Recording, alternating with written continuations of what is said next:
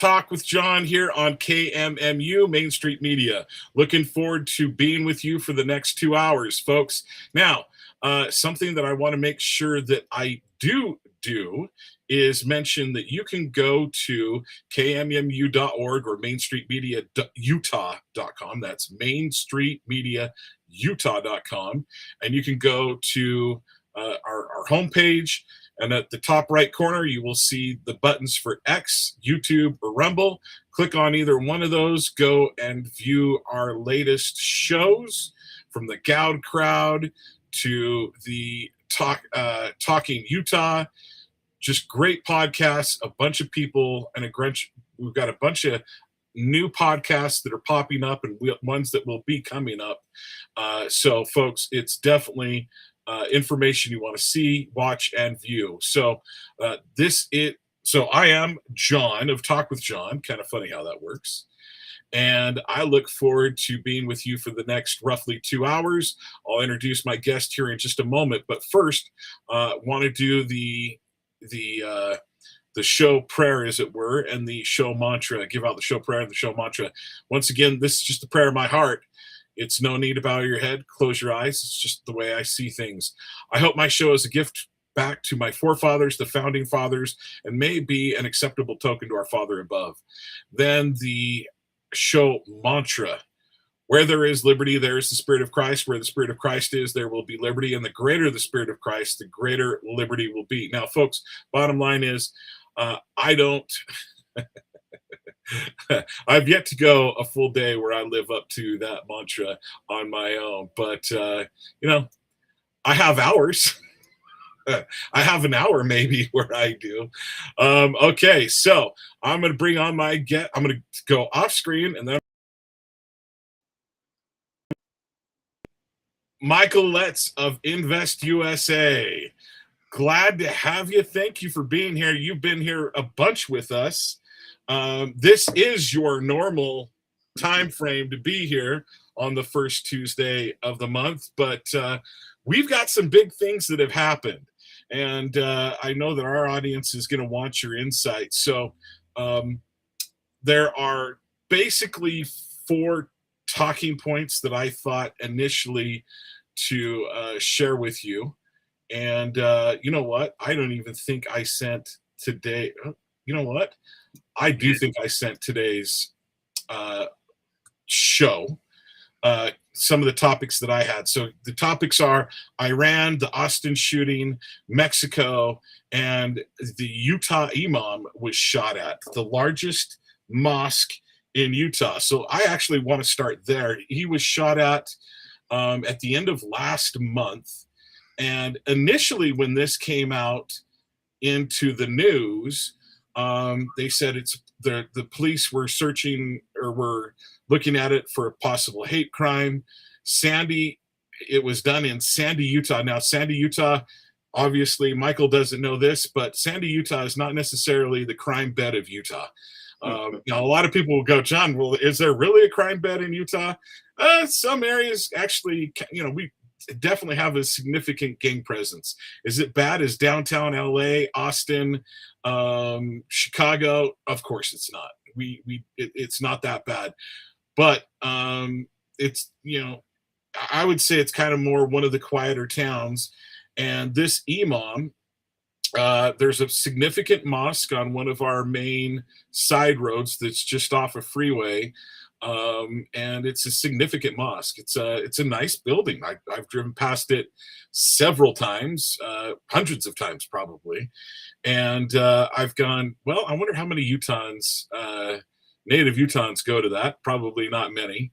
And then fast forward to, I want to say it was like the 26th of February, I think it was the 26th of February, in the news, imam shot. And when I first watched this, I was like, it was after, it was right around the Iranian strike. And I'm like, what idiot is doing this? Because we're talking about going, we got to go get them. I just figured it was some right-wing redneck truck, guy driving with his stars and bars, right? Even me, That was what was put into my head. That's where my head went. And I was like, I'm ticked. I want to give this guy a piece of my mind. Come to find out, who was the shooter? And they definitely played up. It's a possible hate crime. This is terrible. And they uh, in the news bits they showed the imam meeting with a couple to give them marriage advice, and then kneeling and meeting with, and then another one they were doing the call to prayer. So they were showing this guy is like, I was like, this poor. I was like, I must admit, I'm not a fan of. I'm not a fan of the Muslim religion. I am definitely all about Christianity. I have major concerns with Muslims, but I also believe that, I believe in the freedom of speech and people's ability to practice their religion as they see fit. So I would take that away from no one. Would I want to bring them to Christ? Yes. Am I the right person to do it? Probably not. But and you know what? I just realized we didn't start this show off with a prayer. So I'm going to hit the pause button. Folks, let me do a little bit of a good job of introducing Michael Letts. I forget how many people come to we have new weekly viewers on a regular, every week we probably got at least one new viewer, if not several. And I'm like, I need to introduce the audience to Michael Letts, because Michael Letts and he's been my good friend for years. So let me give a quick introduction. Michael Letts is the founder and president CEO of Invest USA. Invest USA is a nonprofit organization providing thousands of bulletproof vests for law enforcement officers, as well as first responders. And he has been coming on with me for, I don't know, probably 3 or 4 years now, it almost seems like. So I want to say, Michael, thank you for joining us. But folks, one of the things is Michael's a chaplain. So I'm going to ask him to start our show off with a word of prayer. And so we're going to hit the pause button. Then we're going to get back to it. So, Michael, will you start us off with a word of prayer, my friend? I'm honored. Thank you, John. Let's pray. Father, we thank you for this time that we have to be able to hear your truth. May all that we say and do bring honor and glory to you. May the words of our mouth, the meditations of our heart be acceptable in thy sight, O Lord, our strength and our Redeemer. In the precious name of Jesus. Amen. Amen. So, fast forward a couple days after viewing this, I'm like, oh man, right wing wackos doing this again, idiots making us look bad, right? Because conservatives, that's the last thing I want to do, especially with it being right at the door of Ramadan. I'm like, I don't want this to happen. Well, come to find out a couple days later, and was there anything in the news? Was there anything on the news that said who the actual suspected attacker was? Abdul Rauf Afridi, or Afridi. I'm not even sure how to say his name. Guess what? That does not sound like a Christian hate crime that was done. Something tells me that guy's not even Jewish, not Hindu, not some Native American. That guy is a Muslim background. The question, and the other thing is, I can't find any pictures of the suspect either. And I've gone to like 4 websites to try to find that, and to a local paper, and they aren't showing a picture of the suspected shooter. So I'm like, I want to go down this rabbit hole just a little bit more, but tell me, you've done a little digging into this. What have you found out? Well, let's work our way backwards so that our audience can enjoy the ride. Let's talk about, for just a moment, is it a hate crime? Yes, there's hate involved, but let's talk about where the hate would come from. If you take a look at the Quran and the Muslim, I don't call it a religion because it's not, it's an ideology. If you look at the ideology behind the Quran, one of the things that stands out is the way they treat women under Sharia law. Let me just give a classic example, and this occurs all the time. We're discovering it now in Iran as we're over there freeing the people of Iran is for women. If a woman is raped in a Muslim country, it's automatically her fault. And not only is it her fault, she gets the death penalty. She's stoned for it. So if you decide you don't like your wife, don't worry about divorcing her. Just get somebody else to rape her, and then she's automatically put to death. You're off the hook, and the whole thing goes away. Little things like that can create Okay, real as issues. terrible as that is, there's a part of me that's like, we'd have women talking down to our men a lot less. Let me put it this way: it's a common statement in Christian world. Yeah, let me tell you, I'm the man of my family. I wear the pants right when my wife tells me I can. Right? Yeah, exactly. You don't have that joke, and you don't have the joke among Muslims. It wouldn't No, land. not even close. So you have that, John. You have the fact that their ideology is very clear, 109 times in the Quran, that if you don't believe exactly what they do about Allah and Muhammad, etc., that you're an infidel. Infidels are worthy of death. It should be actually, it's a bonus to you if you put infidels to death. So you have this tremendous hatred against anybody that's not a Muslim. Now, don't you think over time that starts rubbing people the wrong way? So you've got a lot of people in this country, and rightly so. Let's say, I don't want people that feel that way around me. I don't want them in my community. Then you have the Imams who are right now, as we speak, taking the position that what is occurring in Iran is the Christians uttering in the last days, uttering in Armageddon, taking up arms to try to eliminate the Muslims.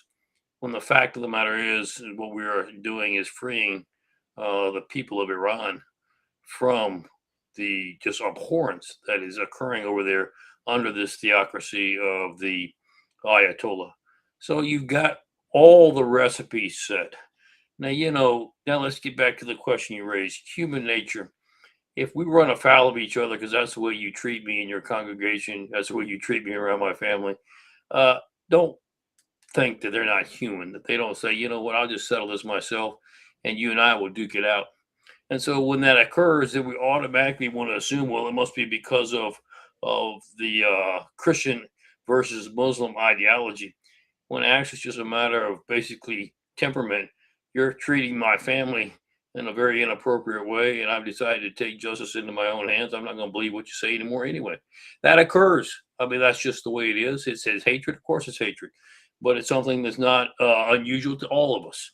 You try to mess with somebody else's wife and see where that gets you, John. Don't come crying to me when somebody takes a shot at you. So that's just part of it, and that's just the way it's working right now. That is exactly where my mind went to. I was like, maybe this imam is not totally above board. I mean, he's doing what he's pushing right now. I can tell you this: he is pushing the fact of let's create more division. The Christians are out trying to destroy us Muslims here in the United States. They're trying to bring in Armageddon, and we need to rally against them. Quite frankly, if that's their position, they need to go back to a country like Iran or some other place. They're not welcome here to begin with. Yeah. And the goal when they come here is to turn this into a non-Christian country, turn it into Muhammad's country. And I've heard this statement recently. There's when it comes to the Muslims, there's two kinds of countries. There are those that are Muslim, and there's those that are going to become Muslim. Right. And to further validate what you just said, you've got Mayor Mondani from New York publicly supporting the deceased now Ayatollah, publicly undermining and trying to subvert the U.S. government, publicly saying that New York has now been taken over. It is a Muslim or caliphate city. And quite frankly, he's got another thing coming. We'll deal with him after we get done with taking care of Iran first. That's what's happening. That's what is going on in this country. And I think America has woke itself up to where it realizes what the stakes really are. And they've decided we've had enough. and we've had enough of an attack on our faith, on our values, on our principles. We're not going to tolerate it anymore. So one thing that I would say, so John, why are you bringing this up? Why are you bringing this up? Well, first of all, it's a Utah local story. We are Main Street Media Utah, so that's one reason. Second reason is this is a local news story where they don't even want to tell the truth. I mean, if it was, I guarantee you, if it was the local Church of Jesus Christ Latter-day Saint bishop or stake president that was shot at, and there would be an investigation and people would be going, why, by a fellow congregant. Or, you know, and then those type of things have happened. And it wouldn't be considered a hate crime right off the bat. Now, supposedly this guy was wearing a mask and gloves, so they didn't know. But I guarantee you it was found out really quick, and I wouldn't even be surprised. Let me put it this way. I'd be willing. So I just paid a $100 bill with a $100 bill.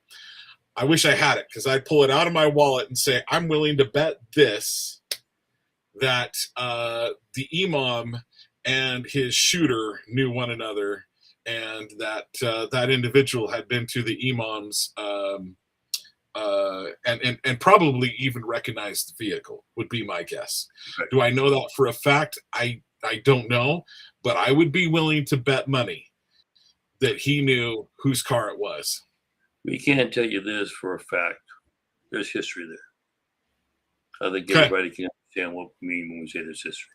Yeah. We won't hit any more home, but yeah, something tells me there is knowledge and there's history between the two, and it would be a much different story. And the thing is it would be a totally different narrative. It would be a much bigger story. They would be talking about the reasons why. If it was even if it was probably a Catholic leader, but we've got to leave the poor Islamicists alone, the poor imam alone. And I'm like, no, shine the light of day on everyone the same way you would do it. Well, I think, John, you bring up a very valid point. Those days are going to be history. Well, let's explain why. Right now, we have our intel indicates that there are calls for, and we're going to discuss this further in the show, but calls from the leading terrorist country of the world, which is Iran, who funds terrorism all across the world, to awaken the sleeper cells. And remember, we have over 1,000 sleeper cells within the United States. And to rally those and to begin to create terrorist threats, terrorist attacks in this country, to be as a reprisal to what they say is an invasion of their country by the United States. Now, let's kind of clarify what that means and talk about that and work our way backwards into the story. But first of all, you need to understand that Iran, contrary to what the mainstream media is telling you, well, we provoked this because we just didn't like the fact that they have or gaining nuclear capability. But the truth of the matter is that was a factor, John. It was just one of many factors. Some of the other key factors are Iran has been a contributor of terrorism, which has resulted in the deaths of thousands, not hundreds, thousands of Americans across the globe. From our embassy in Beirut, you remember during Reagan's administration, to what Hamas has done, what Hezbollah has done, what the Taliban, what ISIS, what Al Qaeda have done, and where we have fought them all across the world, and they have killed thousands of our soldiers on bases, etc., over years. They're responsible for that. And we, quite frankly, it's about time that we had a president, a commander-in-chief, that said enough. You're not going to kill our men and our women in uniform any longer.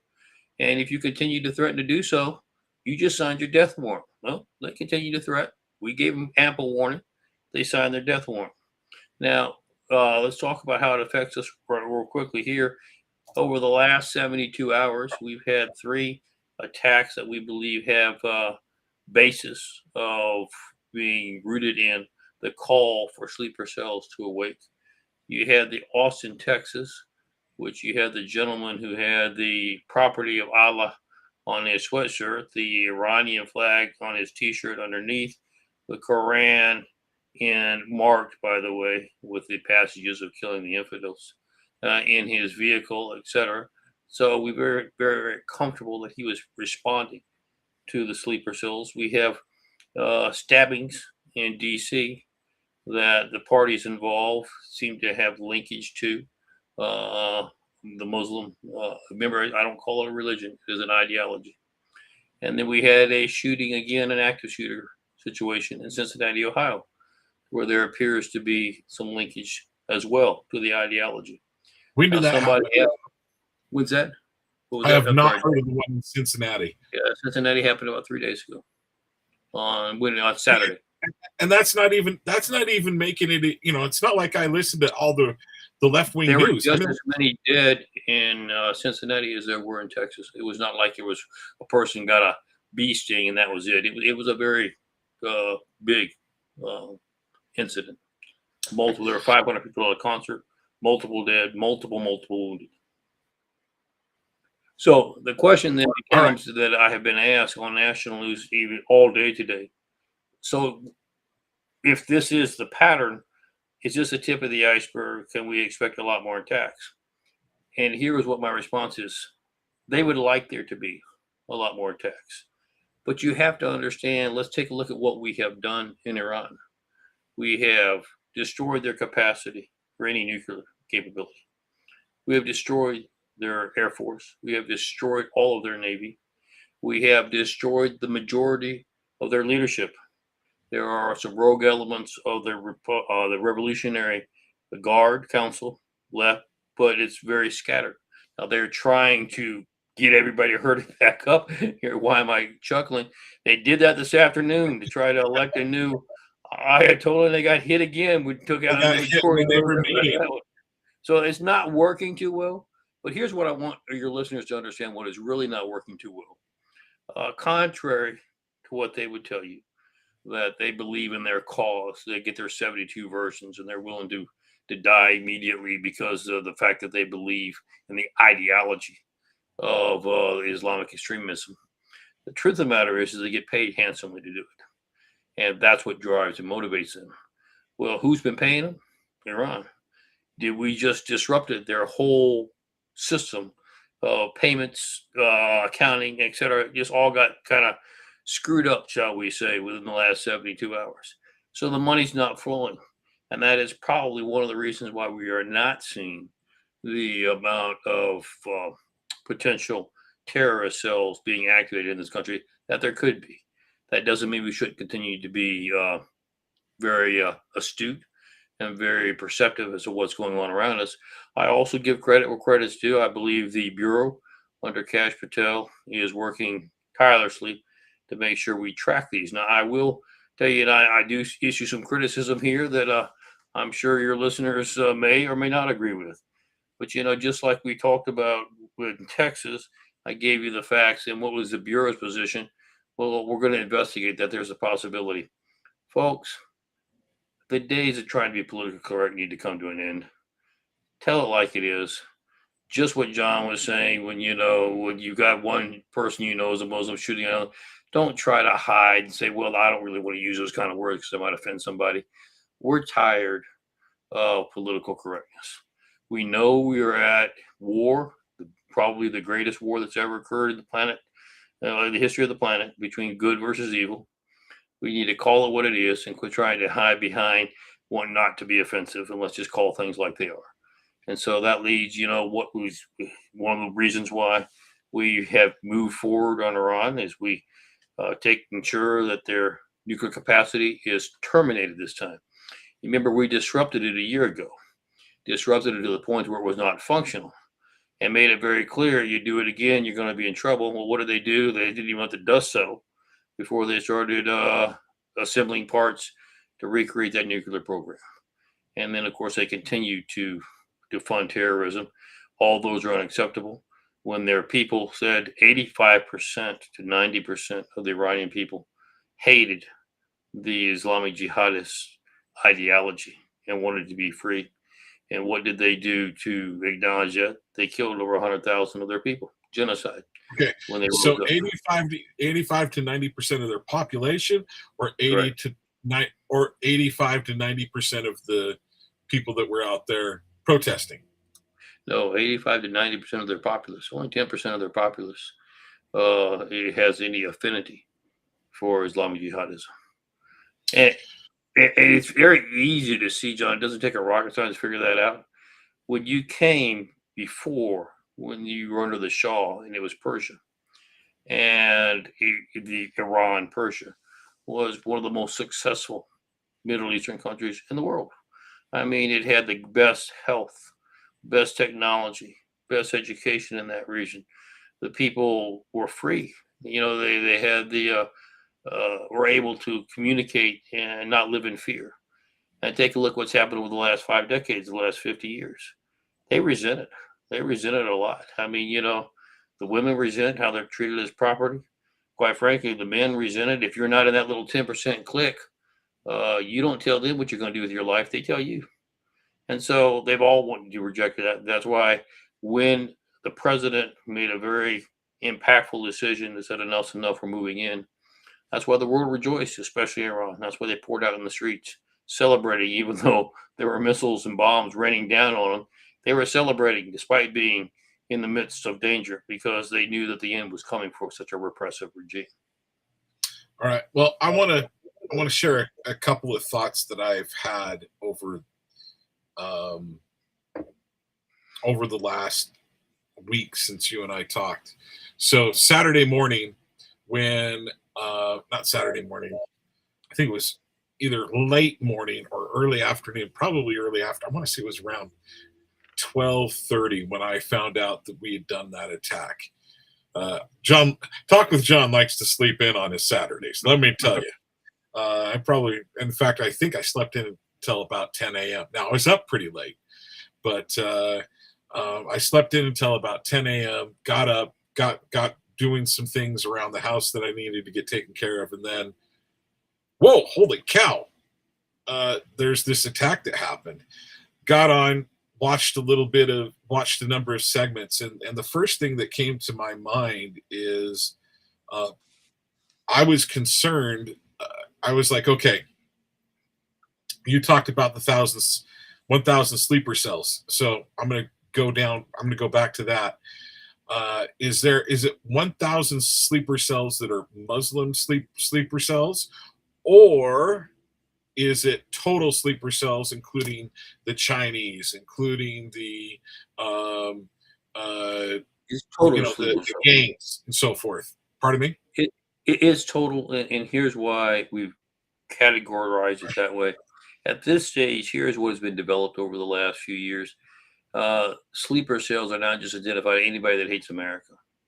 So you've got the Islamic jihadists. You have the far leftist transgender community. You have the far leftist liberal community. You have cartel members. You have anybody that has a grudge that hates this country. They're all Chinese, etc. Yes. So, okay. So the thought that went through my mind was, we've just taken out the cartels. And so in that moment, I was like, we just took out that cartel leader the previous weekend. Now we're doing this hit. I was like, I'm really worried about the sleeper cells coming and waking up here in the United States.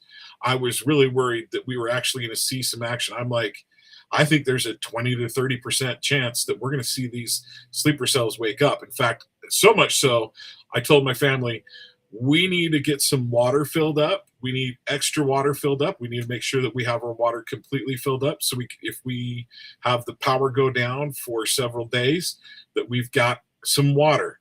I was like, okay, I made sure my propane tank was full. And in fact, I've told my family, from today until you hear from me again, I don't want our tanks are to get no lower. Our vehicle tanks are to get no lower than half a tank. And I said, I don't even want them going below 3/4. And they're like, oh, Dad, that's just ridiculous. Why are we doing that? I have to fill up, so often in comparison. I'm like, if all of a sudden the gas tank, it goes down, we're going to need every drop of gas for us to go somewhere. We're going to need every drop of gas, and we're going to have to be, and make sure that we're so. To my audience, that was my concern. That's where my head was at. And I am at this moment, I'm still not sure that is not a possibility, because you and I had talked about these, and with David Pine, when we had our last three-way chat, there are these groups that are willing to wake up and go and do these things. You mentioned that their funding has been cut off. Thank heavens that their funding's been cut off. But For now. I'm like, I can still see them somehow waking up and going together. Okay, now it's time for us to get the cartels talk to the other guys they brought across, right? The cartels brought those Islamic jihadists across. Hey, it's time for us to gang up together, or else there might be a little infighting. And we know they've already established those communications. Our intel shows that. What you heard me allude to begin with is kind of like the initial shock any family would if, okay, the circumstances have changed, the banks are closed, what do we do? But you sit down and you figure it out, all right, who's got piggy banks, who's got cash stuffed behind the pillow, and then you figure out how you pull it all together, and then you can start moving forward. So we're in a lull. I'm not implying that it's not going to occur because with the sleeper cells, what I'm saying is that if you're wondering, well, it didn't happen immediately, so we're clear. It didn't happen immediately because of the fact that they got hit so hard within the infrastructure and their financial network. But just as we're talking about, like any family would do, they're going to sit down after a little while here, which they're probably already doing now, and begin to, what do we have left? Who has what, where? What can we do to transfer this, transfer that? And once they get that figured out, they will then move forward, John, to try to create, because you remember, this is their last stand. How you know it's their last stand? When you start shooting missiles at your friends and burning those bridges. And of course, what is their reason? What do they say publicly? Well, we're shooting them at you That because was going to be a question I was going to ask you. Why are they doing this? To me, it just was like, if there's anybody, it was retarded. I'm going to use the R word. It was but retarded. from their perspective, here's what they're trying to say is, well, you've already not been the greatest friend I've had, John, because you allowed them to come to your country, you allowed them to have a base, or you allowed soldiers to go through or use your airspace, etc. So we're going to lump all you together and make you realize the error of your ways. Well, they didn't realize the error of their ways. What they did was kind of took it as an offense and got teed off. You want to fire a missile at me? Fine, I'm going to fire one back at you. And so it was a very stupid move on their part, but they did. And that is why it just goes to show you they're willing to do whatever they can that's necessary. Here are some things that you will not hear in the mainstream media that are very concerning as this situation continues to develop. One of the things is the role of Russia and China. Now, China is much more of a player in this situation than Russia is. Well, why is that? Well, China's dependent on them for oil. That's they're the number one thing that nail on the head. And China gets a ton of their oil, a huge percentage of their oil from Iran. And don't they go through the ships go through the Strait of Hormuz? They do. And China, you have to understand. Let's take Russia. Russia has oil, okay? It has its own reserves of oil, maybe not enough, but it's got oil and it can continue to move its economy forward. China is dependent on others for oil. They don't have oil fields and oil locations, rich oil locations. So they have two resources, or have had two resources within the last 12 months. They were dependent fully on Venezuela, and they were dependent fully on Iran. Now, what two sources just got removed from them? And so they're up creek without a paddle. And you have to understand, it's not just militarily, but their economy is depending on that. If they don't have energy and power, their economy goes south quickly. Their economy was already shaky to begin with, John. You just made it 10 times worse. Speaking of China, which economy are you speaking of? Both? Yeah, China. Yeah, China's economy. And, we just cut off their oil supply from Iran. So they are in a very precarious situation. So precarious that this is what is not being reported, is China has troops on the ground in Iran. They are bringing in, and we're bringing in before we launch this attack, their best military defensive equipment. So should we all be having a little panic attack? Well, they had their best defensive equipment in Venezuela, and you saw how that worked out for them. But here's where China is at in this particular position. They've developed this new defensive technologies, et cetera, et cetera. They want to see how they really perform under real combat situations and experiences. So they're happy to be on the ground right now, doing their best to try to wear an Iranian uniform and try to see how their equipment performs. So certainly that is a cause for concern for us when we're making sure. Of course, we're thank God that it seems to be working the same way it did in Venezuela. It doesn't seem to be having a whole lot of effect, John. But that's at the moment. Here's what we have been told. They basically got caught without being able to fully implement what they have. And they're trying to move to a phase 2 of our operation and bring out the big boy stuff here in the next few days. We'll see how that goes. Okay, so something that I want to hit along these lines. I want to ask so the other thought that I had is, China and Russia really haven't said anything. In fact, the latest report I heard is that there are back channel talks from Iran to China saying, can you help get the dogs called off of us? There's that. And then also another subject when it comes to Iran and China. And I want to bring Russia into this. So I'm going to hit you with like 3 things. Is maneuvering missiles. Where did that technology come? Is that Iranian or is that Chinese or is that Russian technology? All of the 3. And then also we know that a lot of and Russia's going to take a little bit of a hit on this because a lot of the munitions and drones that Russia is using was being made in Iran. So Russia, and neither one of them are really coming to the aid of Iran. So your thoughts on all those points? Well, let's kind of peel that onion back a little bit. First of all, let's deal with Russia. Russia has is using some of its technology in Iran, but it's very limited. And why is that? Because they've been using their technology in Ukraine. And what they discovered initially in Ukraine, we all saw this as world stage players, that when Ukraine first started cranking up, Russia was going to take them out in a matter of 48 hours because of such advanced technology. And they discovered the technology wasn't what they thought it was going to be, wasn't working too well. So Russia was smart enough to say, well, you know what? We can kill just as many people with a blue light special, Kmart blue light special drone than we can with one of our $1 million drones. Who produces the blue light special drones? As you said, Iran. So they began to just, pour in cash and buy munitions to just do as much destruction, not worried about how advanced they were. Still doesn't mean they don't have them. They do, but they've got their own concerns. So they're not putting an awful lot into Iran. China, on the other hand, is wanting to advance its positioning in that area. They have to, because you remember, unlike Russia, who can say, well, I don't really need you, got my own oil anyway, heck with you.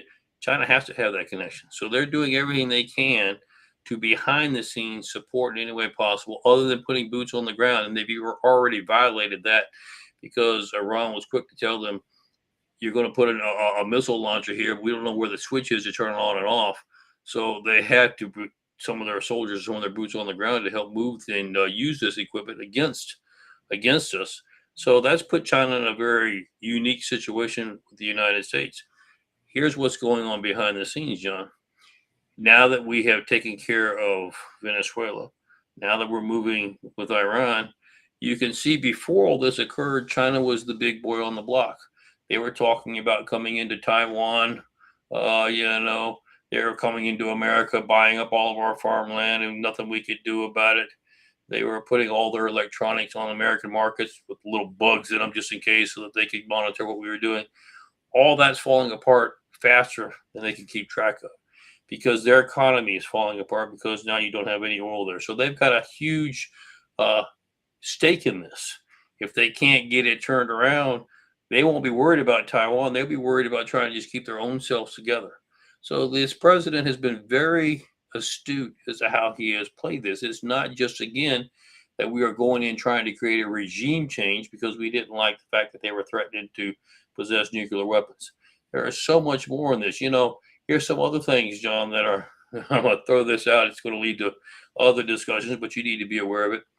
When we're talking about why have we involved with Iran, what are we doing now?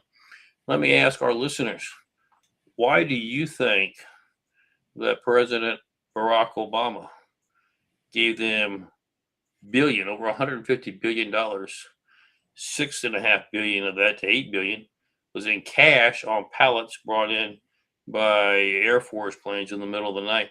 What do you think we were paying for when we delivered that money? Okay, so are you talking about the 100 million or 100 billion of cash delivered from Biden to what do I think we were paying for? Well, there's what we were told we were paying for and what I actually think was going on. And what I actually think was going on is Biden was buying off Iran from not doing anything until he got out and actually going after the conservative wing of the United States. That's my supposition. Also, so I don't know. My answer is you asked a question. I gave you a very terrible answer. I was spitballing, but what? I'll let you tell us what the answer Let me is. give you some great things because I always love teasing with your audience a little bit because I know how engaged they like to be. We didn't give them money for nothing. Here's what people don't realize. The files for Epstein. You say, what the heck? All those files, original files.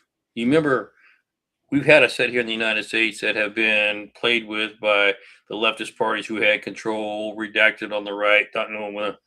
All the original files were being stored in underground bunkers in Iran. That's just No one. way. That's No way. one. Well, that's one of. I can give you a list of things that we have been paying for to be stored. Guess who now has possession of all that?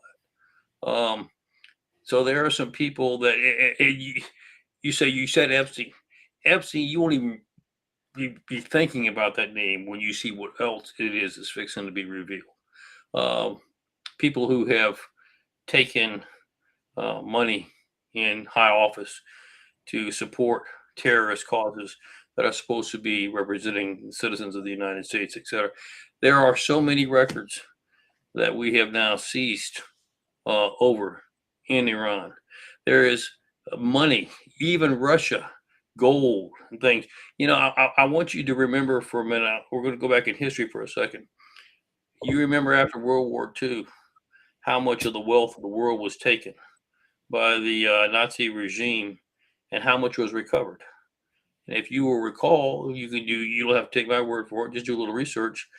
If $100 went missing, we didn't find $100 at the end of the war.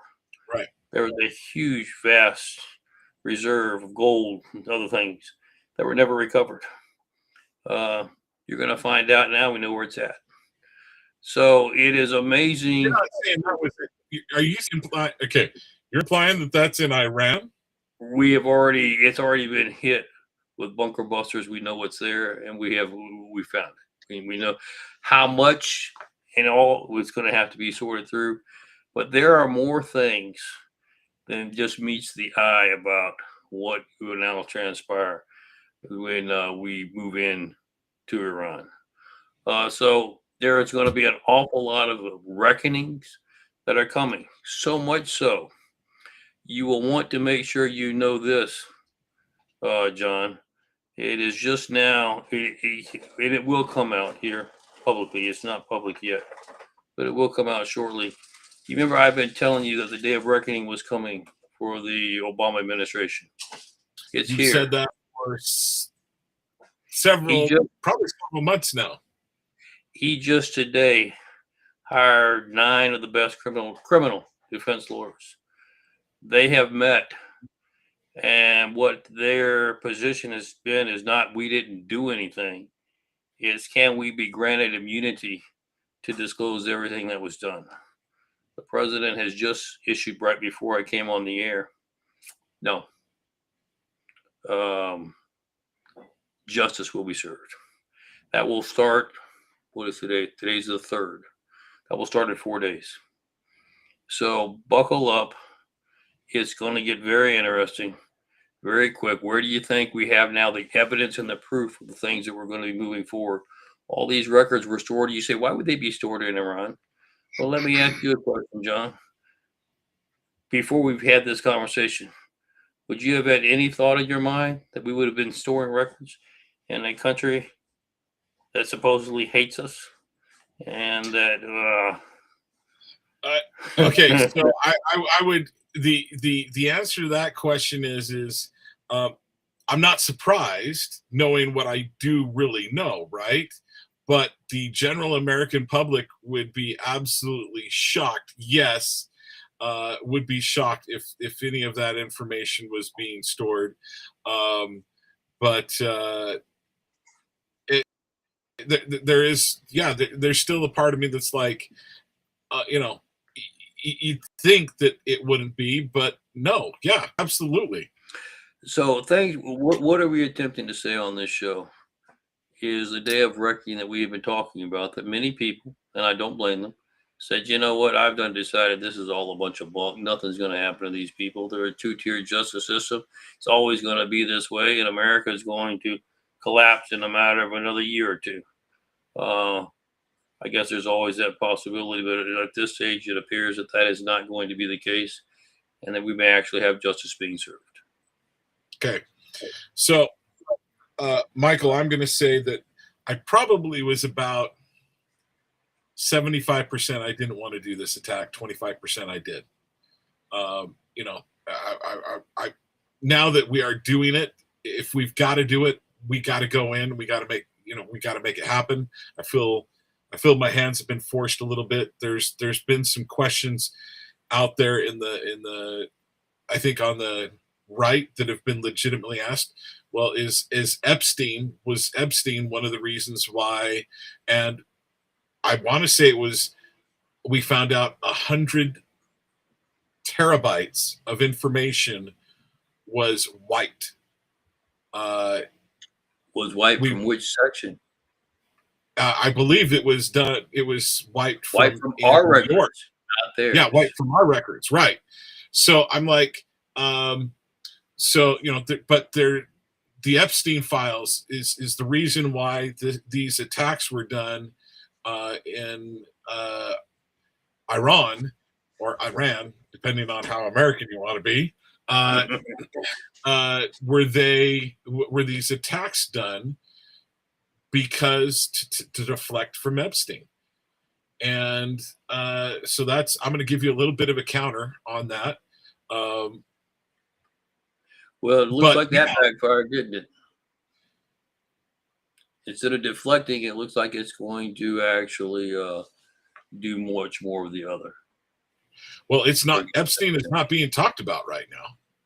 None of this is being talked about yet. You're fixing to get it as the indictments begin to roll out.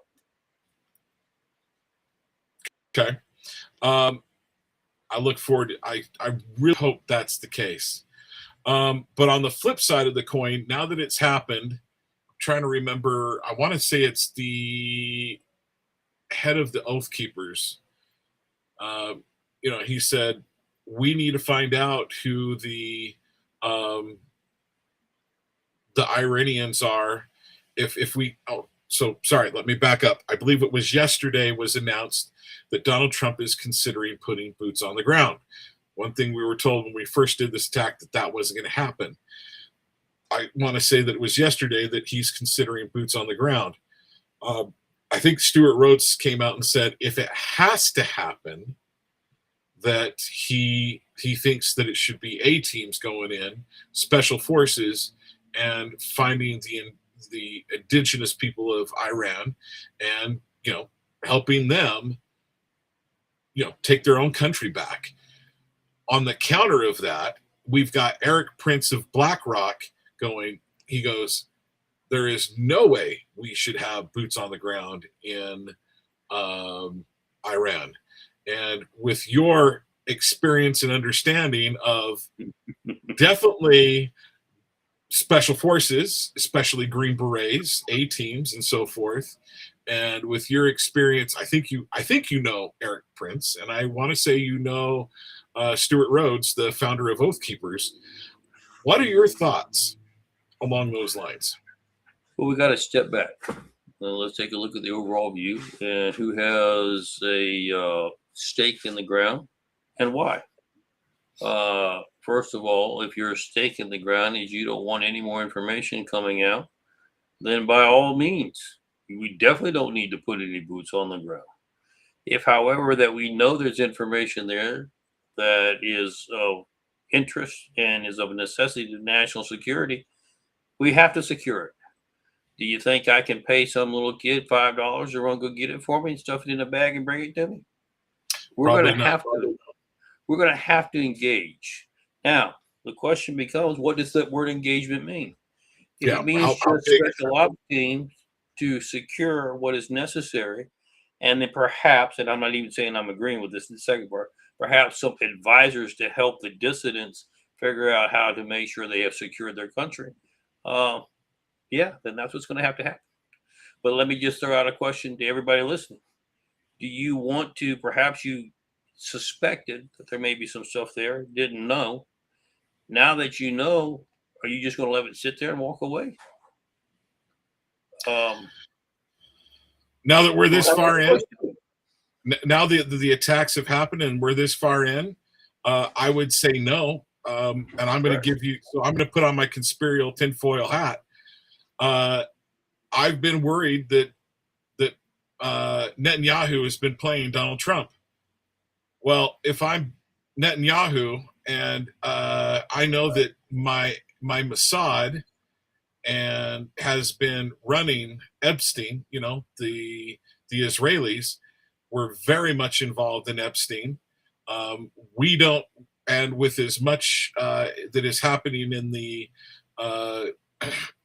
local, and anti-Semitic tripe that they are sharing, and their concerns about it. And in Florida, if getting laws passed and trying to get laws passed throughout the United States that anti-Semitic laws being passed throughout the United States, if I'm wanting to have that happen, I'm going to do everything I can to beat the United States and get that information, because I probably have a darn eye good. He probably has. He may have a better idea of where that is than we do. And let me respond. Should that have been the case, the information wouldn't be there. You would have already retreated. So the question now becomes, who played who? Did Netanyahu think he was playing us and it got reversed? We knew it was, we had a suspicion of where and what, and we decided we'd play it and get it instead. If you had that information, you would have behooved yourself to have played it out and secured it if it was there. If you'd have done that, you might not even need to have moved forward to try to remove the regime, if that's the case. But you didn't. So here's where we're at. So I would say this. Once you're in, you best make sure that you make it as least painfully as possible, and you got to get it done as quickly as possible. And when I say least painfully, I want it least painful for the United States. Right. And so that may mean, but I'm really hoping we don't have to, have the 82nd Airborne in or anybody else. That's what I'm really worried about is bringing others in and getting others involved. Getting all of our military involved. No, that's never been the plan. I think Delta can more than adequately handle what needs to be done. I do think that, well, let's back up. Let's talk about where we're at and where we're going in the next 2-3 weeks. So we took out their infrastructure. By the way, somebody says, why did we take out their Navy? All of it. You do realize that the majority of the cables that carry all the data information across the world, internet, etc., run through the Strait of Hormuz. You do realize by having a Navy, you have access to cutting those cables and basically shutting down for months the ability for commerce or anything else. You could destroy the entire globe economically. So we made sure that that's not going to happen. That's why we put them all to the bottom of the ocean. That having been said, now, so we've destroyed their Navy, we've destroyed their Air Force. The Israelis pretty much took out all their leadership. They're scrambling. There's a few left. They're trying to get together, meet behind closed doors. Like I said, didn't work out too well today. They'll try again, I'm sure. They're going to try to do an overture to the president that, okay, enough's enough. We're still in control, but we're willing to negotiate and obviously be much more willing to listen than we have been in the past. We can ill afford to do that. We cannot now compromise what the mission needs to be, and that is a full eradication of that mentality and that mindset. You at the same time have the son of the Shah, who, interestingly enough, does not want to come back in to create a monarchy. He's offering to come in and help put together a transition team for free and fair elections and allow the Iranian people to decide how they want to proceed with governance themselves. That's where we need to be, quite frankly. But you're going to see a push real quick to try to figure out, hey, can we just shut this down and learn a lesson and then all be, good, and then let's move on. We don't need to let that happen. Okay, so let me ask you this. Do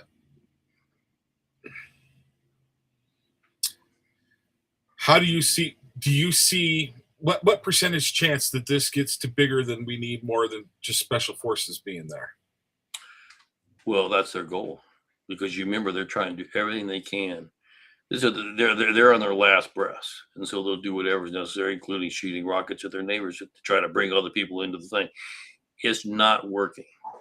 The key question to answer what you just said is, how engaged is the Chinese, and how engaged or how effective are their hardware? Because if they become fully engaged and their hardware is effective, then it's going to be much more prolonged than what we want it to be. At this stage, I don't see that happening. I think it's going to end quickly within the next 3 to 4 weeks, max. And I think the dissidents, the Iranian people, will have an opportunity to govern themselves and to be free. Do you think we can trust I think it's the Shah's son? Do you think we can trust him to come in and not try to take? Old adage I learned, John, we don't trust anybody.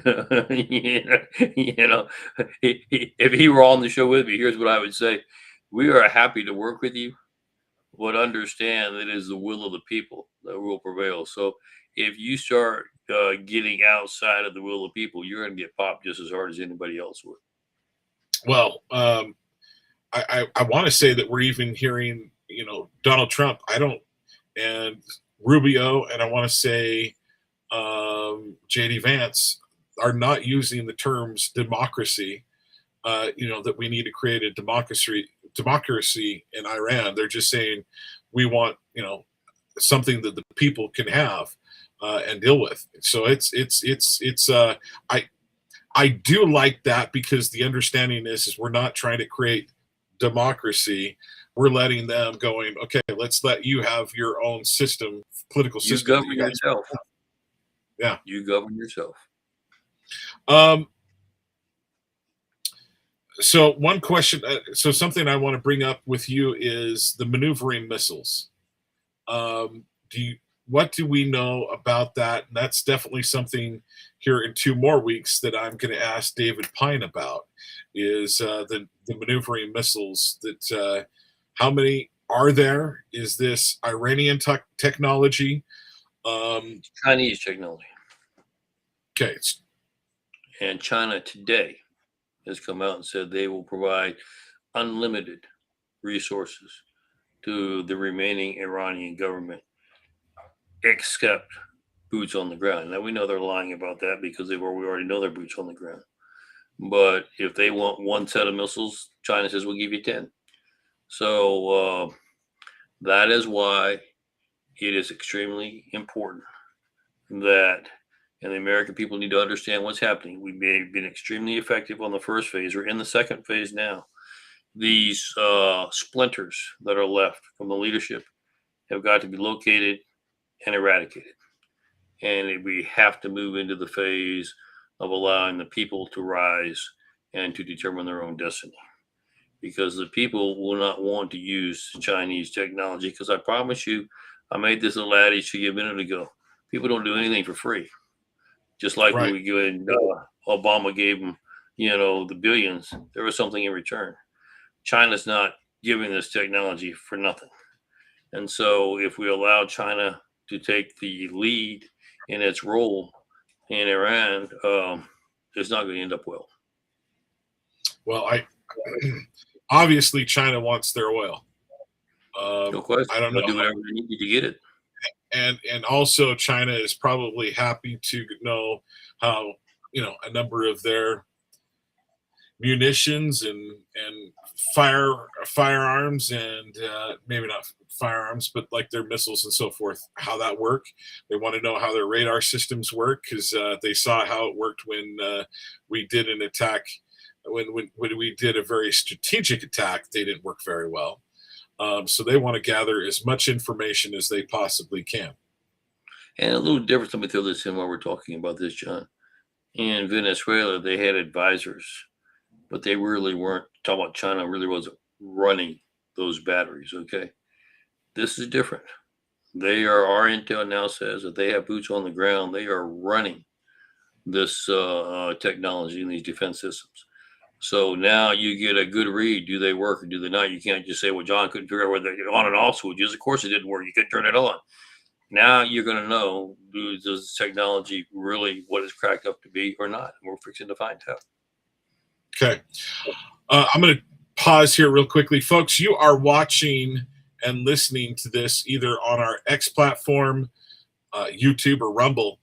Go to our website, kmmu.org or mainstreetmediautah.com, and learn more about KMMU, Main Street Media Utah. We have shows on almost a day basis. A lot of great shows with a lot of great hosts and a lot of great content with a number of great guests. Information that you're going to definitely want to see. Everything from what's happening here in the state legislature, what's happening locally, all the way up to the things that I cover more on a national basis. And you can go to, like I said, kmmu.org, then go to either X, YouTube, or Rumble and click that button that says subscribe, folks. We really appreciate it. Also, share and like our information and our shows, and it helps the algorithms get us in front of others and brings you the content and people like Michaelette. So, Michael, thank you for joining us here again today, folks. We've spent a lot of time talking about what happened in Iran, and we are not done yet. So I want to make sure that, so I want to get into a little bit more. We've briefly touched on Iran attacking surrounding countries such as Qatar. I want to say that they have hit a number of countries surrounding them. Bahrain. The Emirates, Bahrain, Arab Emirates. So I have not heard any of those countries doing retaliation strikes against Iran. So what are they doing? What's their strategy? Meaning, from the states that have been hit, has the United States and Israel reached out to them and said, "Hey, hold our beer. We'll take care of this for you." What is happening, and why are they not getting involved? You hit on the answers twofold to what you said. First of all, John, they have taken the position that they have verbally told Iran, you burn the bridge, and if you keep it up, we will send our forces, i.e. Air Force, they're not going to put boots on the ground, etc., to retaliate. Second of all, they have told the U.S., you're big enough, boys, you should be able to keep these things from happening. And we are working diligently to do that. Now, if we can't stop it, which we have been able to this point, I'm sure that they will kick in and engage. Their preference is to talk but take no action. That makes sense. I'm sure they want to stay away from this pretty much as far as they possibly can, because I say that, John. I'm laughing. The only action that they took, you saw what happened in Kuwait. There was no, I did not. Yeah, I'm still shaking my head at this one. A missile got through and hit a location close by the American embassy in Kuwait. A second launch was made from Iran on the same pattern. Kuwait picked it up, its defense system. We happen to have 3 F-15s that were going to provide the defense, and they did it what we call missile lock. They locked on before they could engage. Kuwait fired, and their missile lock was on our planes, Right. not on the missile itself. So they shot down 3 of our planes because we were unprepared to be shot at I by our believe own. it was F-15s. It was F-15s, which have a 2-man crew. So we had 6 pilots we recovered them all. Nobody was injured, but we lost 3 planes, and the missile slipped through again because it wasn't being targeted. Our planes were instead. Now Kuwait says, huge mistake, apologies, et cetera, et cetera.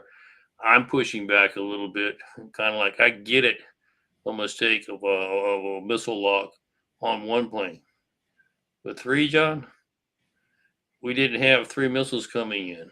There was 1 that we locked on. So why did you lock on 3 targets and then engage those? But we'll get the answers to those eventually.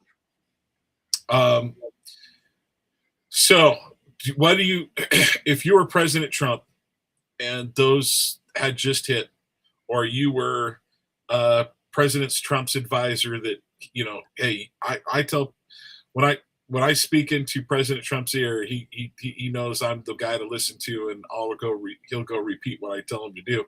What would you tell the neighbors of Iran to do? I would tell you they're doing the right thing. Take a strong stance. Be prepared for action should it need be. But this is we're not going to start sharing intel, et cetera, et cetera. We've got the coordinates. We've got the logistics mapped out. We're ahead of schedule. We're going to continue to be ahead of schedule, and we're going to bring this thing to closure very quickly. By the time you get all your people together and you get all your planes armed and gassed up, we'll be done. We'll be over. And then I say, by the way, Kuwait, I'll be expecting a check in the mail to cover those 3 jets. The sooner the better. Okay, so we took out the Ayatollah Khomeini and his inner circle, and now not just his inner circle, we're taking out just about everybody. What do you think? How do you think this is going to end? How do you see this ending? I see a number of things occurring here very shortly, even as we're speaking now. I see the remnants, we'll call it that. The remnants are either there's enough of them left to make a credible statement to the White House that there's enough of us here, we have enough access to continue ICBMs, missiles, etc., that we can still pose a problem. We expect to sit down and figure out how we can be recognized and still be a part of the negotiated settlement. I expect the president to reject that, but I'm not so sure they'll even get that offer because they tried to pull that together this afternoon. You saw lost half of their people again. We targeted them and took them out before they could even meet. But then I do expect the president to acknowledge that there is a faction, whether it is with the Shah's son or whether it's just an independent faction that wants to bring about a restoration of allowing them to determine their own destiny. I expect us to support that very quickly. I expect us to move in and terminate what's left of the Chinese armaments and defense. Either kind of a message if China's listening, you better get your planes there over the next hour and get that stuff out of there and your people, or you won't have the second chance. I expect us to do that. I expect us to make sure we have recovered all data information, and what we talked about earlier, that is relevant, along with any material assets that may have been gone missing for decades. And once we have done that, then I expect us to have advisors in there, and we will back out. And when I say advisors, I expect it to be a coalition of advisors from within the region. Um, who do you have any idea who's going to wind up coming to the forefront in the opposition or in Iran? Who you think that may be? I think, quite frankly, it is a party that nobody knows at this moment. I mean, we know him, and I'm hesitant to use any names at the moment. But yes, I do think that he has the interests of the Iranian people, and he has strong affinity for the foundation and principles and values that this country possesses. I think it'll be a great match. Um, so this so far has most Republicans support it, but I think it's got like 43% favorable opinion on it through the different polls.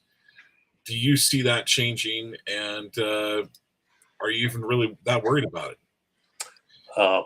Second question first, not worried about it. First question, I do see it changing. I expect it to go much higher.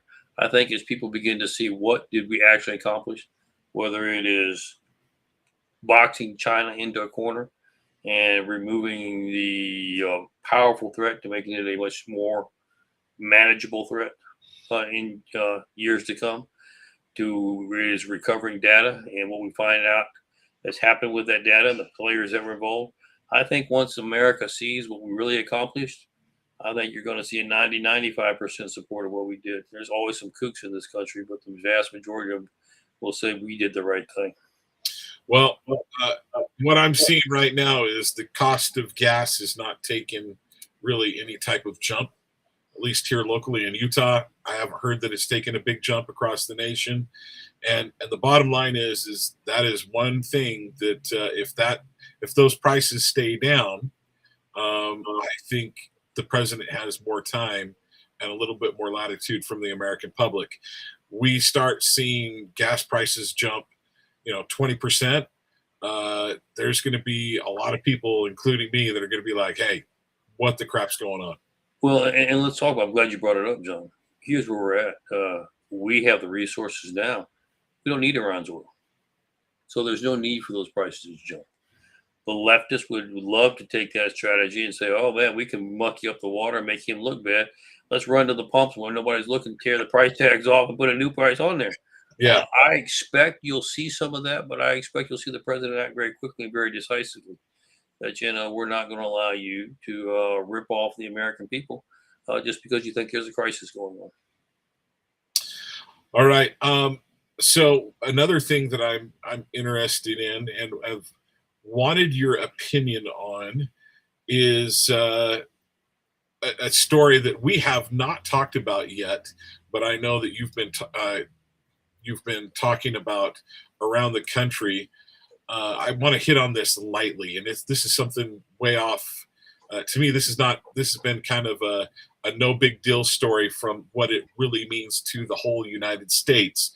I'm like, this was a story that was brought out shortly after the Epstein story broke, and that's Savannah Guthrie's mom was supposedly abducted. What do you think happened there? And folks, I'm gonna say my conspiratorial hat went on and said, I'm seriously wondering if that happened and who did it happen to? It wasn't just some random lady, it's somebody's mom. Everybody has a mom. There are plenty of women probably that age. I would bet that once a week at least a woman's being abducted from her home. Well, this happens to be a media person's quote unquote a beloved media figure. Her mom is abducted, and this just becomes the biggest story in the nation, overtaking the Epstein files. I'm like, it was suspicious as can be. I mean, my whole conspiratorial hat went, well, this person was, is this some uh, is this some mind control individual that went and did it? That you know the MK Ultra crew wound up and said, "Okay, go take this lady," and they don't know why they're taking it. They don't know why they're going after this woman. That was my conspiratorial hat came on, and I'm like, I can see this totally being a wound up story. Not saying that it's not true, but you know, this is the first time that I remember some national, you know, well-known news person's mom being abducted. This kind of might have been one of the biggest stories since Lindbergh's baby being taken. I mean, so I'm curious, what do you think really happened? Do you think this is the family, that someone within the family that took them?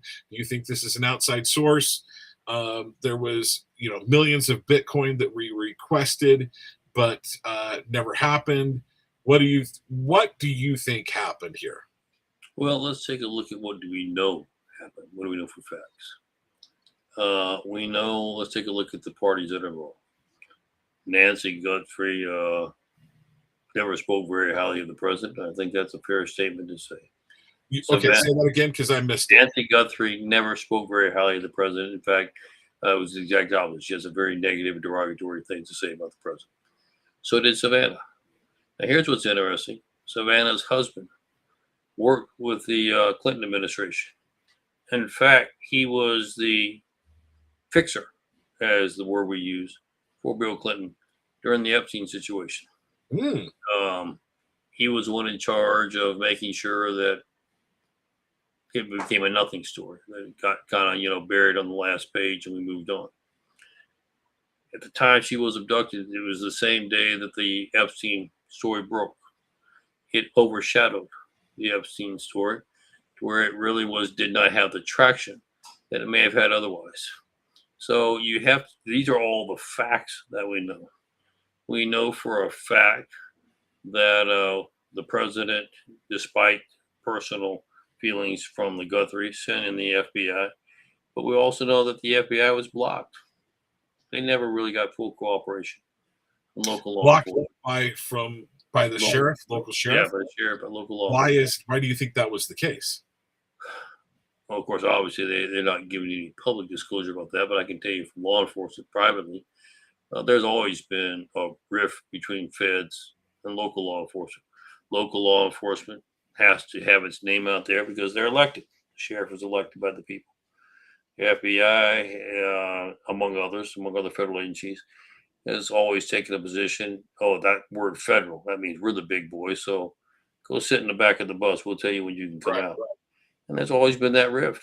But that rift should not have existed during this particular case because it led to a lot of things that had we do the investigation over again, I believe would be done differently.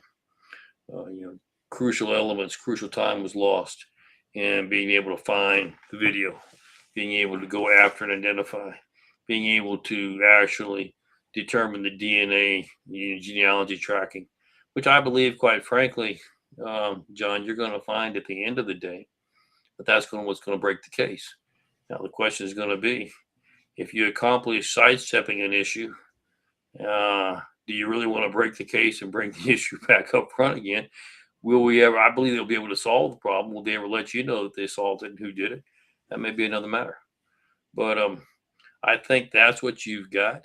And unfortunately, I think that played a role.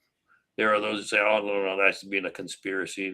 Somebody found an opportunity, took it, and moved forward with it. The problem that you have with that theory, John, most robberies, or say it's a robbery gone bad, don't occur that late in the night.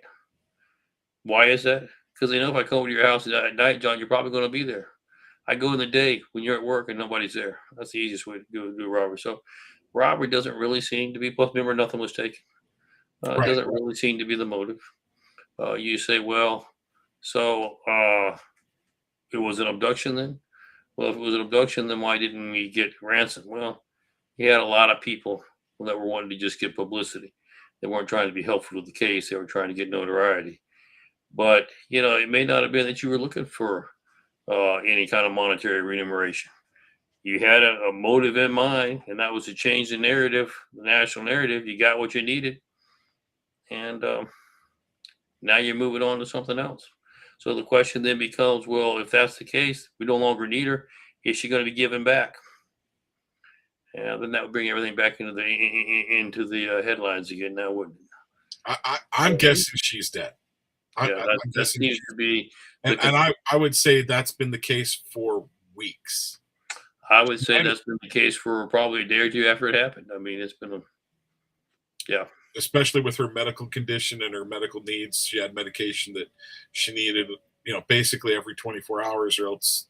I mean, it's very easy, John. If it's a remuneration situation, you keep your bargaining chip alive because that's what you got to trade with. And if you refuse to acknowledge or to show that your bargaining chip is still there, pretty much tells me it's not a remuneration thing because you don't have anything to offer. Well, so now, once again, John's conspiratorial hat comes on. That's why we have such fun, John. How much was the Guthrie family involved in this? Do they have any involvement in it at all? Are they willing participants on some level? And was this from the conservative side or was this from the liberal side? Because, and this is the other thing I've mentioned before with you before. If I was Donald Trump, I'd come out and say, yeah, there's tons of information and I'm going to release it. And the next thing I'd do is I'd go to all of my attorneys and I'd say, I want every piece of information about the Democrats just thrown to the wolves. Let them, let's let that information out. And you said before that the vast majority of the people that are involved in this are the Democrats. The only information that's being released is about Republicans, or that's hitting the mainstream media. Right. So that's how I'd play it. I'd be like, okay. I'd be like, thank you, Democrats, for voting 100% to want to release the information. I'm going to give it to you good and hard. And to follow what you're saying, it's very well put, well orchestrated. Let me fill in a couple of the blanks, color in a couple of the pictures that you presented. You would be amazed, and this is going to be coming out in the other stuff we talked about with Ryan and all. People that you thought were your friends are not, John. And so, you may think you have the ability to say, I want you to drop these files in the mail this afternoon. Sure thing, boss. Did they get done? I think it did. Let me check. Oh, yeah, I think I got all of them in there. And then there's 10 of them still left up underneath the seat. That is the way, because you say, why is that? Politics is about relationships. It's not about party. I know you. You're my friend. You've done a favor for me. All right, I'll see what I can do to kind of leave your piece of mail on the fall up underneath the seat, and we don't discover it for 10 years later. That's just the way it works, and I think that's what you're seeing now. Unfortunately, if you have a file that hasn't been played with, toyed with yet, I'm not saying they won't try to do it with that file either, but it can create some great consternation for those that realize that they may actually get exposed, even though they thought they had an ally that would cover for them. Okay, so let me ask you this. How crazy am I for thinking that the Nancy Guthrie thing that happened, how crazy am I for saying this was to deflect from Epstein? I don't think you're crazy at all. I think that's pretty accurate. If we go along the lines that is most likely true, okay, and we're playing the what if game, folks. Right. It's not saying it is true, but it's not crazy. Which side is doing this? Is this being done by Donald Trump or his side, or is this being done by more of the liberal side? Who do you think's doing it? That's a valid question, and let me tell you why. Let's deal with the individuals. Do I think Donald Trump is doing it? No. No, I don't think he What is. you find in all the information that has been released is the reason why you see Donald Trump's name so much is because Jeffrey hated him because he's the one that exposed him for what he was. However, can you now sit there with all certainty in that seat and tell me that Donald doesn't have friends that perhaps made unwise choices and that there is pressure being put on, can you make sure that my file is at the bottom of the list and hopefully it gets slides out the car door on a fast curve, etc. I don't think that's outside of the realm of Well, possibility. let's say let's see. Epstein's, oh, this is another piece of interesting information, folks. Epstein's address in New York was 9. His next door neighbor, their address was 11. Isn't it amazing? Who was that again? Someone that's involved in the Treasury? We'll take a little side note real quick here on that since you brought it up. We're tying in with Iran. You do know that right before we'll call it the 9/11 incident. We'll use that word, the incident, 9/11 incident. That the Department of Defense, Donald Rumsfeld, had said there were trillions of dollars that had gone missing. Day before. The day The before. day before, folks. And there was the strong opinion. I'm going to be careful how I word this. There was a strong opinion that in the basement of Tower 7, which you remember, why did Tower 7 collapse? Can anybody tell you that? But Tower 7 collapsed in the basement. He said it was because of office fires. Yeah, gotcha. But even though Larry Silverstein said, pull the building. Pull the building means demolition it, folks. Yep. And you just don't demolition. You don't set up a demolition to happen in like a couple hours. And what happened to what was in the basement? And then the CIA was in that same building. And then let me throw something for our listeners just to mull over in their mind. I told you we have discovered various things. I didn't tell you what yet in Iran, including hard assets. So there's a lot to come out. Okay, one other piece of information. Like you said, Donald Rumsfeld said that the day before, that I believe it was over $1 trillion was missing from the defense. 1.7 trillion dollars was missing from the Defense Department. And guess where that information also happened to be kept? In the Pentagon. The exact same spot where the jet hit it and took that computer out. So yeah, some very interesting things. Now you understand what you get when you put money in somebody who nobody thinks you would have any association with, to make sure that information gets placed to where it never surfaces again. It's worth something. It's of great value. Okay, so let's go. I want to go to shift the conversation over to what happened. What do we know about with a little bit with the Austin shooting? We've covered that, I think, fairly well, but I want to hit that real quick. The Austin shooting, and this is another thing to.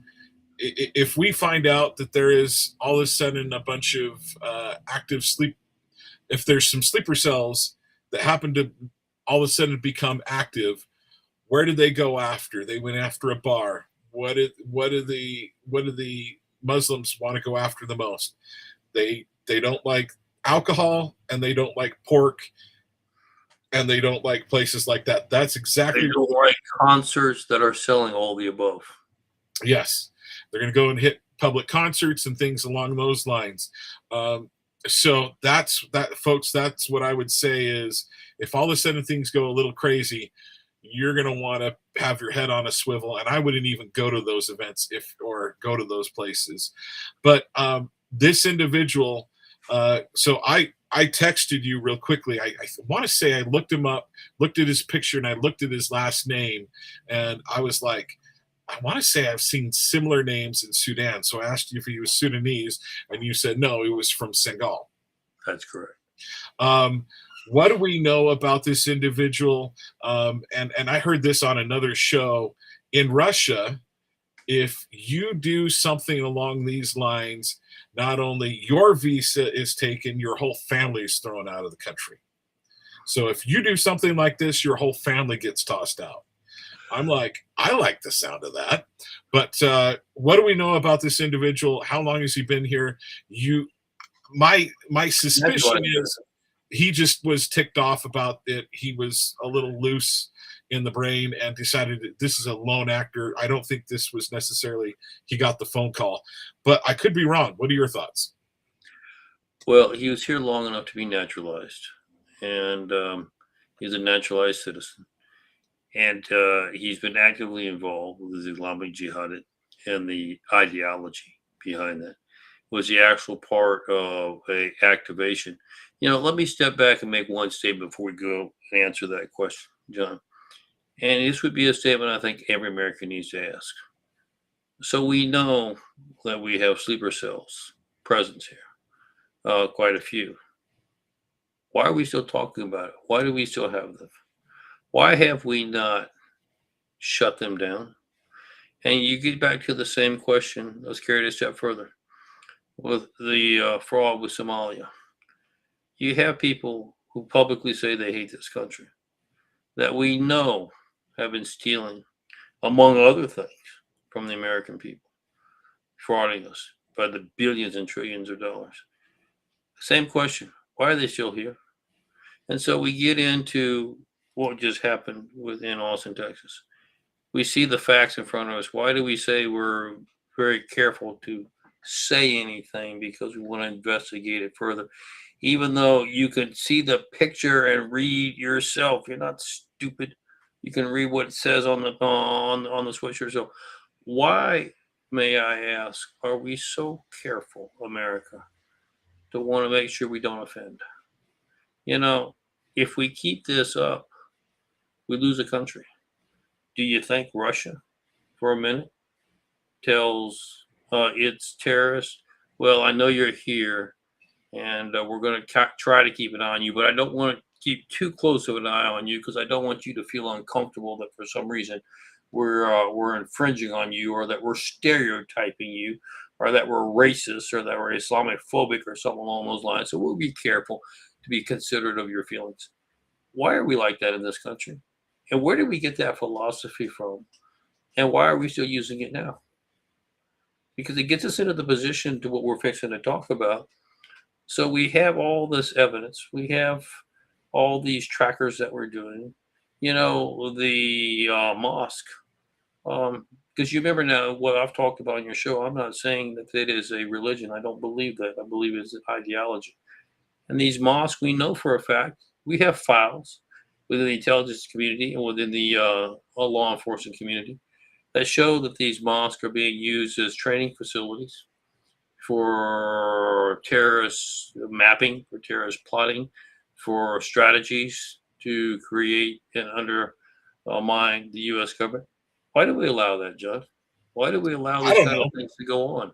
And we have to. The point I'm making on your show is, I know we're coming towards the end here, but as the point I'm making is, folks, if we're going to the effort that what you see us doing in Iran now, and look at the positives that are coming out of that, if we're going to the effort of what we did in Venezuela, and look at the positives of what it's doing to boxing in China, and not just China, by the way, with both Iran and with Venezuela, look at what it's doing to Cuba.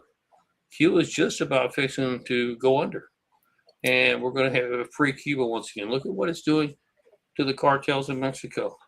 They are losing their grip very quickly. So if it's creating the kind of environment that we need for national security, why are we so apologetic, and why are we so timid to do so? Is it because that we have bought the liberal philosophy for decades, that we are more concerned about what your perception is and what is principled, what is valued and what is right. And if that's the case, why we're rejecting this other stuff and starting to take our country back? Do you not think we should do something about that as well? It's absolutely time to say we're not standing for this. I'm going to go back to the story we started with today. A local imam was shot. What was the story right from the very get-go? The police are, checking into this to be a possible right-wing conspiracy that did it, Yeah. right? Hate Turned crime. out, It was hate, but it wasn't because yeah, of it was a hate crime. Yeah, but let's be clear who it was. Exactly. His name wasn't Talk with John. It wasn't John Smith. It wasn't Larry. It wasn't Larry John Elders. It Right. was, it was. Let me actually pull up his name because I want it. Abdul Rauf Afridi. Yeah, that does not sound like a Christian name to me, folks. Doesn't sound like sounds very Muslim to me. And as we state, so why can't, and okay, so you want to say that the police are, looking into this as a possible hate crime. Okay, great. All right, I'll give it to you. So once you find out that it's not, and it's infighting within their group, I need a demand of my local media to come out and say, hey, it wasn't some right wing wacko hate job. It was Islamicist on Islamicist crime is what it was. You're exactly right, and we need to keep that in mind, John. I'm fine with. I'm going to say I'm fine with. If it bleeds, it leads. Okay, right. The nature of news. You and I don't get on and talk about some nice young 14-year-old helping some old lady with her groceries up to her house. We don't talk about that, right? You talk about what is newsworthy. It's things that are way out of the norm. But we need to also let our listeners know. I mean, the reason why you don't hear that, the reason I'm answering my own question, the reason why is because the mainstream media is part of the problem. And what do we mean by that? They're on the payroll. We have the documented evidence that they've taken hundreds of millions of dollars from the U.S. government, not from conservative side. They've taken it from the liberal side, and they've structured it in such a way that they make it seem like it's okay. Well, we've got this great access to headline news, but you have to be a member, a subscriber to get it, and it's only $100,000 a year to be a subscriber. Okay, well, one subscription should do for the entire U.S. government. They should all be able to access it. But what did we do? Oh no, we'll take 3 million subscriptions, please. And send you the check for it. That's what's happened, and they're just as bad as everybody else. They've taken our money they stole from us, and they don't want to give it up. We have to understand we're under attack.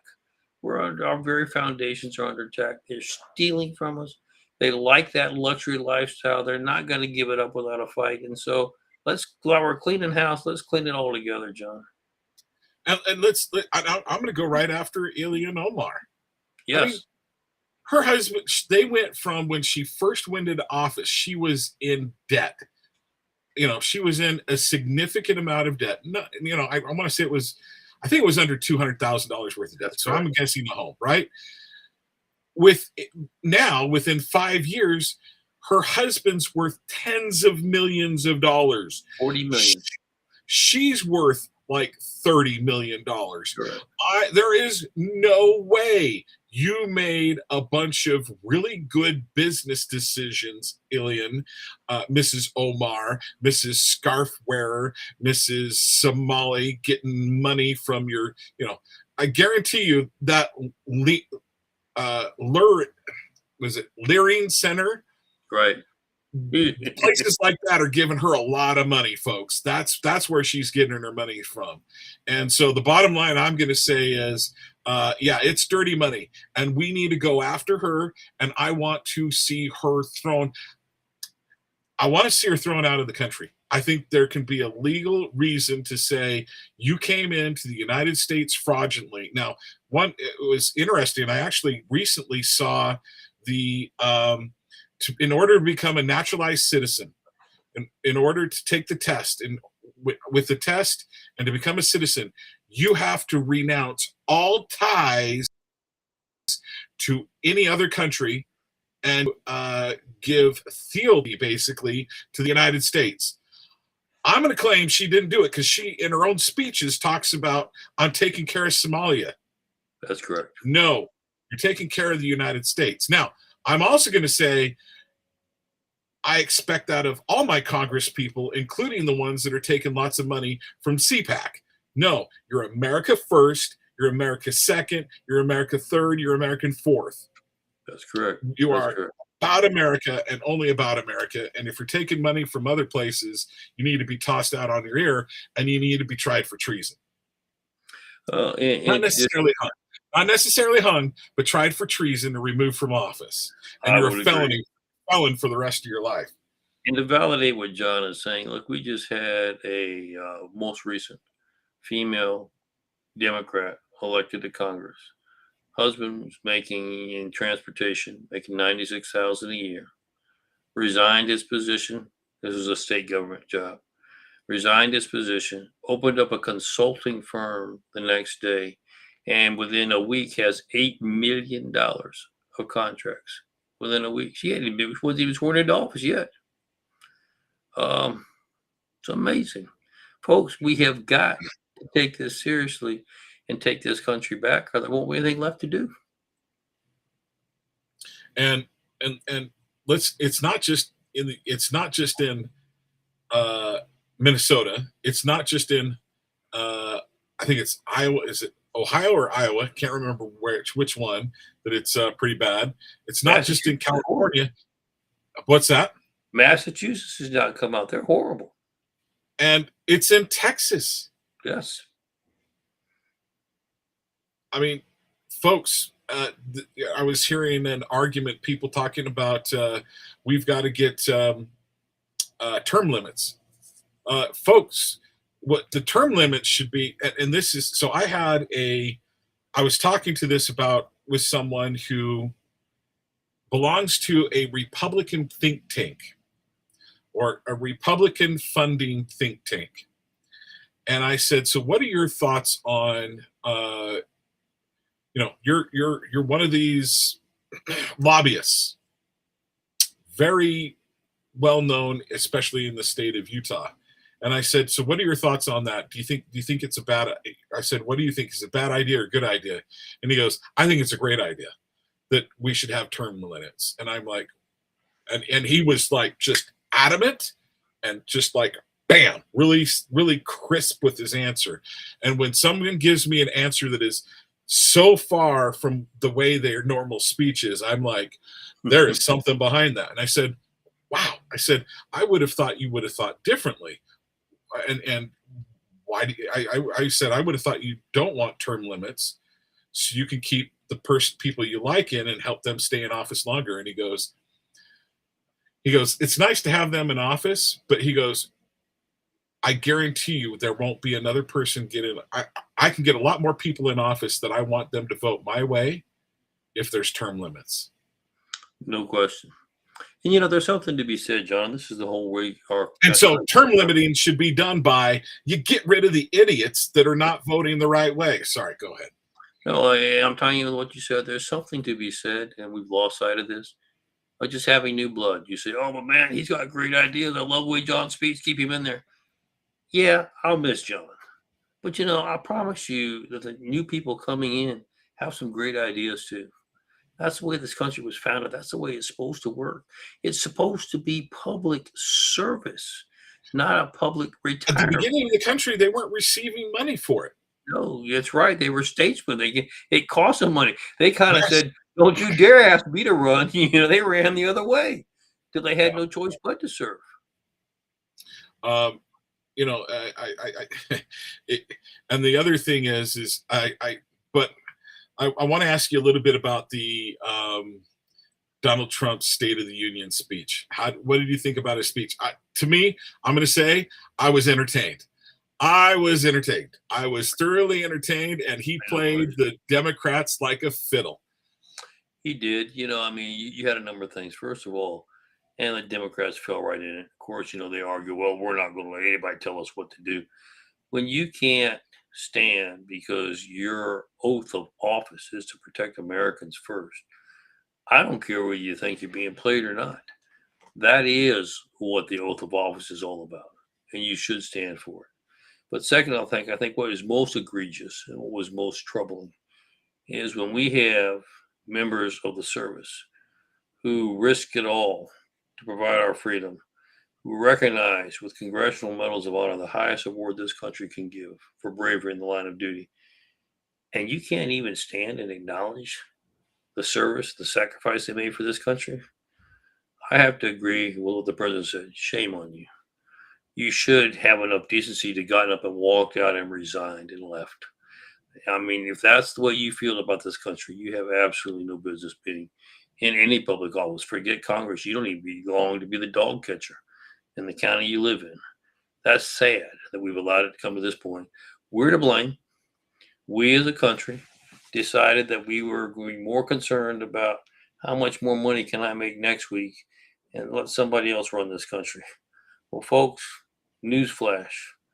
If you get an extra $100 next week, but you don't have a country to spend it in, what have you gained?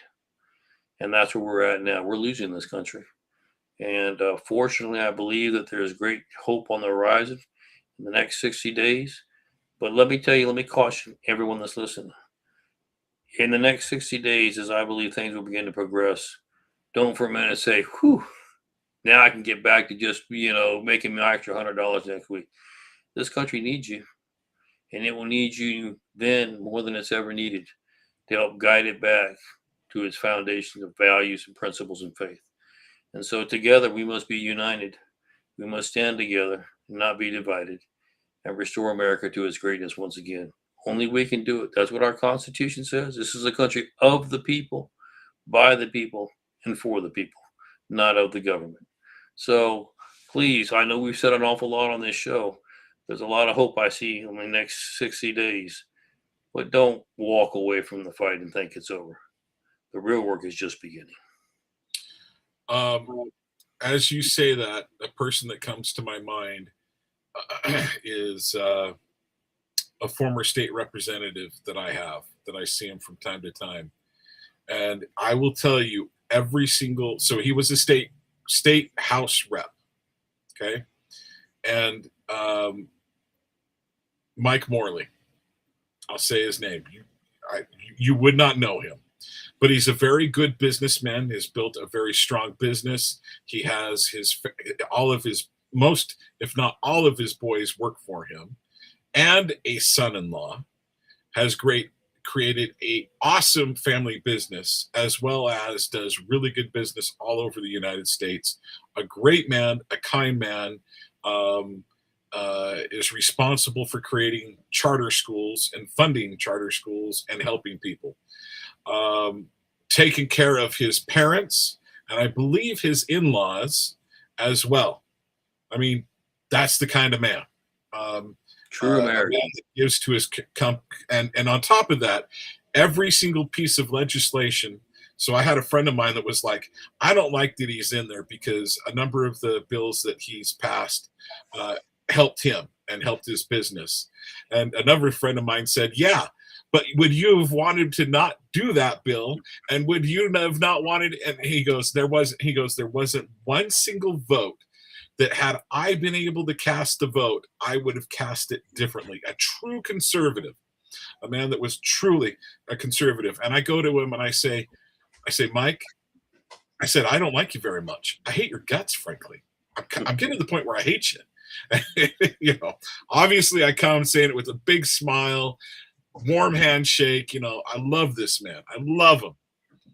And he's like, why? Especially the first time I said it. He's like, why?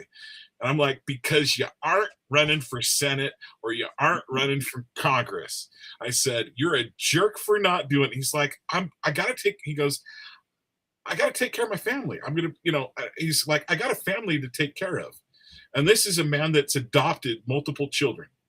Okay. I mean, that's the kind of man he is. And I'm like, he's like, I got to take care of my family. And I'm like, I've gotten to the point where I'm like, your family's not going to have a country left if you don't run. That's right. And so what we need to do is my statement to my fellow Americans, fellow Utahns, and fellow countrymen is we need to do everything we can to draft good men. You're exactly right. It's almost like we're starting the country over again. You may not want to run because it may be a sacrifice, but we need you to be willing to do at least. It would be a sacrifice. There's no question. Right. But I don't, I've got John Curtis, who took more money he got more money off of his investments than Nancy Pelosi did. He outdid Nancy Pelosi when he was in Congress. Now that he's a senator, I don't know how he's doing. But there was a year where he outdid Nancy Pelosi.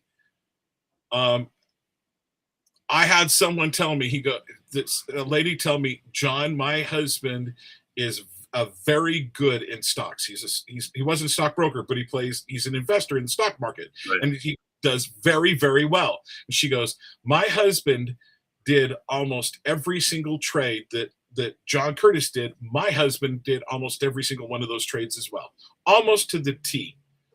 And she goes, he spends 8 hours a day, if not more, on average, studying the different stocks. Right. Is John Curtis spending that same amount of time? No way. He's got all the inside information.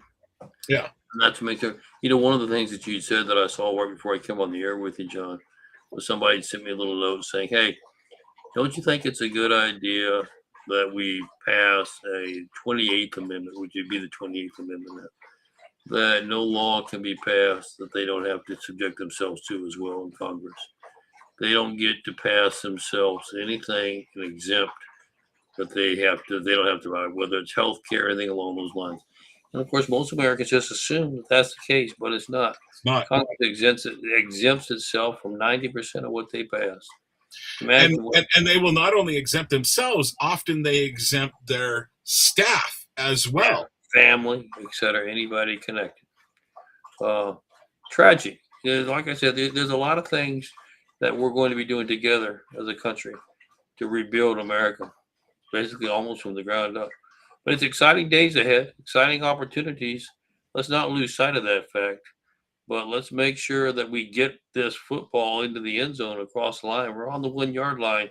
We're not in yet, though. Everybody knows in a football game, unless you cross the plane, you don't score. Right. So please make sure that you are on the field as we carry this ball in finally towards the end here.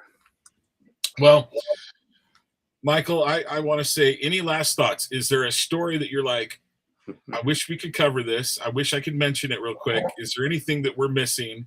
And then I want you to tell people how they can find out more about Invest USA. Well, let me start by doing that first, because that's the most important thing. Folks, let me tell you where we're at. We had the issues with the cartels, southern Mexico. The fact that 10,000 a head on law enforcement for any law enforcement officer that was killed in the line of duty. That's what they were paying. They were trying to eradicate us. They're controlling. Remember, I lived there. I grew up in Mexico. They were controlling, and always have, the Mexican government. They were controlling the Mexican military, Mexican law enforcement. They were controlling it all. And Mencho, excuse me, one thing that they didn't tell you that we knew is he was in charge. He had the list when it comes with Epstein. You see how all this ties in. He had the list of the preferences for the clients. All the last time I had checked, I think there were 232 and still climbing. People are clients who said, this is what I'm looking for when I want a human sex trafficked child brought to me. And he has that list. We now have it. And because of that, it was important that we eliminate that aspect of it. We bring them to justice.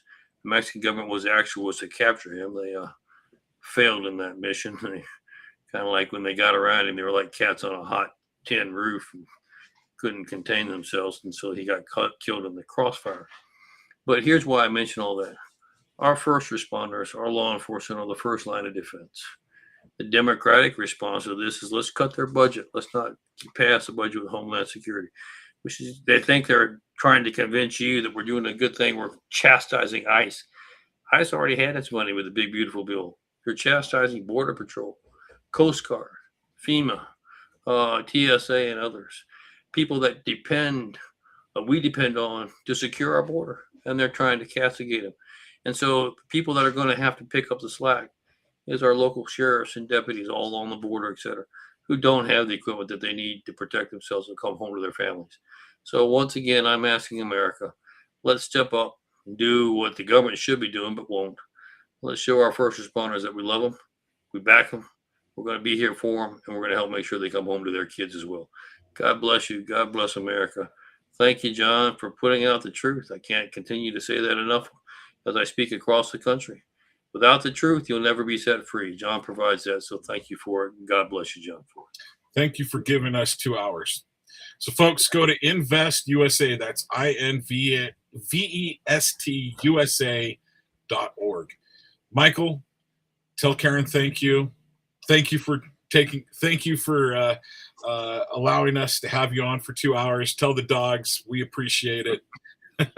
Well, I'll throw this out, John. I will do that this time because she made an exceptionally big sacrifice for tonight. Today's actually my birthday. And so happy birthday. I didn't know that, folks. So instead of going out to eat, I decided to spend my time with you and your listeners, and I'm always honored to do so. So Michael, I feel like a horse's heel now. So no, it was my call, my decision, and I was happy to do so. And that's how much Karen loves this country as well. We want to make sure that we've got something to pass along to our grandkids. And that's why we're so grateful for you, John, because as we've said repeatedly on the show, the truth will set you free. Well, if you don't know what the truth is, how do you ever expect to have freedom? So thank you for what you're doing, John. God bless you, brother.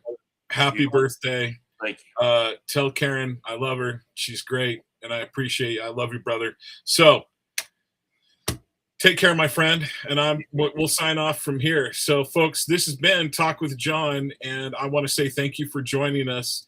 Look